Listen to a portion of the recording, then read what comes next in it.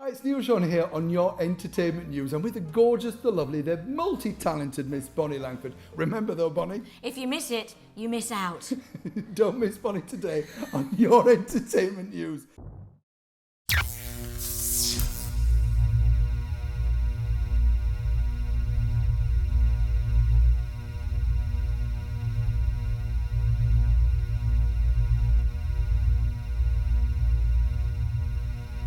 I had my childhood era where I did a lot of shows in London, and I then went to Broadway with a show called Gypsy. That was a huge highlight for me. Then I always think of things like Cats, for example. I was original cast Cats, and I was just talking with a friend of mine about all the crazy things that happened on that period. And then part of all the dance boom, then I did Doctor Who. I mean, I can't really encapsulate single highlights. But they generally are involved with musicals, simply because I think they are my little sort of chapters of my life, and it always makes me think of these lovely people that I've either met or worked with, or not so lovely, but still been entertaining. Do you know, you've touched on something which I know sounds rude, but I forgot that. Doctor Who, big thing now back in the news, but when you were in Doctor Who, we interviewed Peter Davidson a while ago, and I don't think it's really, but it was quite cheaply made then. Oh really? No budget at all.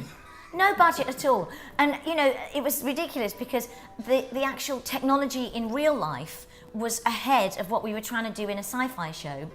And so there's no budget, but it was still loved by the fans, and it still is. And now they call it the classic series because we're part of the old days. And now it's got the budget, it's got the writers, it's got the whole production, it's got the wonderful cast. And so it's now a huge success, which is really what it needed before.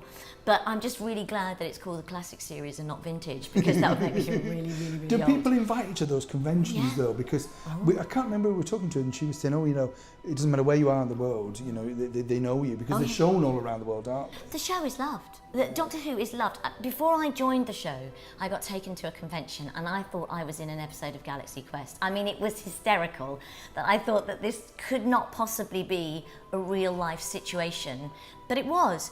And I've got used to it over the years, just talking about a television series that I did for two seasons, and trying to sort of find the depth in it because other people look for the depth in it, and then just going with the flow really. But this year, because it's the 50th anniversary, it's a massive year for Doctor Who, and I seem to be talking about it an awful lot. So, but you see, I think it's because people are affectionate of, you know, that they grew up with. I think when you do a children's show, you hook in, don't you? That's the thing. It's nostalgic, and the thing about Doctor Who is it now crosses many generations, and you know, lots of dads have watched it with their kids, and then, or they have their favourite Doctor of their era, and it's almost a nostalgic thing for their childhood, or even now they're terribly passionate about certain things. I guess it's like all of us, you know, we have particular things that mean something to us and to nobody else, and it takes us back into our comfort zone again.